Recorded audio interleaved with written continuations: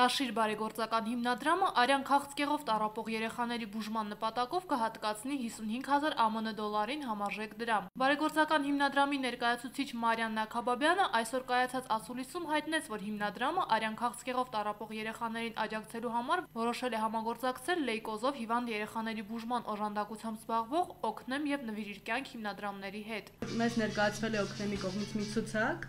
որում ներկայացված են 27 երեխաներ, ովքեր տվյալ պահին ունեն ախտորոշում արյան քաղցկեղի տարբեր տեսակ հիվանդությունների եւ բոլորին Տաշիր հիմնադրամը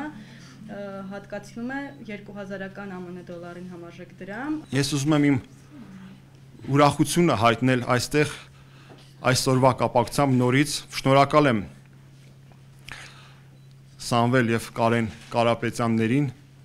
այս նախաձեռնության համար,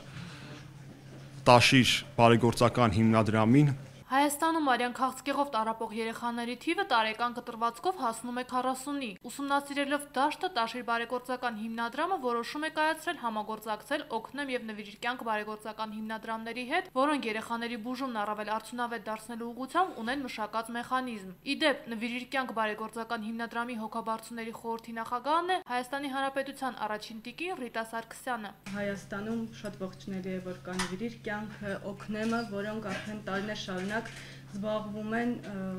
արյան քաղցկեղով հիվանդ երեխաներին օգնություն հատկացնելու։ Հիմնադրամի ներկայացուցչի խոսքերով հատկացվելիք գումարը համապատասխանում է բուժման ծախսերին եւ նույնիսկ ավել է։ Կարեն եւ Սամվել Կարապետյանների գլխավորությամբ ցանկացավ այդ թիվը գերազանցող մի թիվ առաջարկել, որպեսզի ավել լինի եւ առավել արդյունավետ ընթանա բուժումը եւ հասնենք ավելի լավ արդյունքի։ Խոսելով Տաշիր բարեգործական հիմնադրամի մոտակա ծրագրերի մասին, հիմնադրամի ներկայացուցիչը նշեց, որ այս տարի Տաշիր բարեգործական հիմնադրամն առավել ակտիվացրել է իր բարեգործական գործունեությունը։ Մամուլում արդեն իսկ հայտարարված է գիտական լրագրության մրցույթ, որն ուղղված է սատարելու բոլոր այն լրագրողներին, ովքեր կլուսաբանեն Հայաստանում գիտության ոլորտը։ Բացի այդ, նախատեսվում է համագործակցել Կրթության եւ գիտության նախարարության հետ, որի շրջանակներում 100-ից 120,000 ԱՄՆ դոլարին համարժեք դրամ կհատկացվի Երևանի պետական բուհերում սովորող Ջավախքի եւ Արցախի այն ուսանողներին, ովքեր աչքի կընկնեն ուսման մեջ իրենց առաջադիմությամբ։ Լավագույն վաստակավոր մանկավարժներին Հայաստանի Հանրապետության նույնպես կտրամադրվի ֆինանսական աջակցություն, գումարային թիվը նույնպես 100-ից 150,000 ԱՄՆ դոլարին համարժեք դրամ։ Լուսինե Հովհաննիսյան, Հովիկ Գրիգորյան, Սլաքեյ։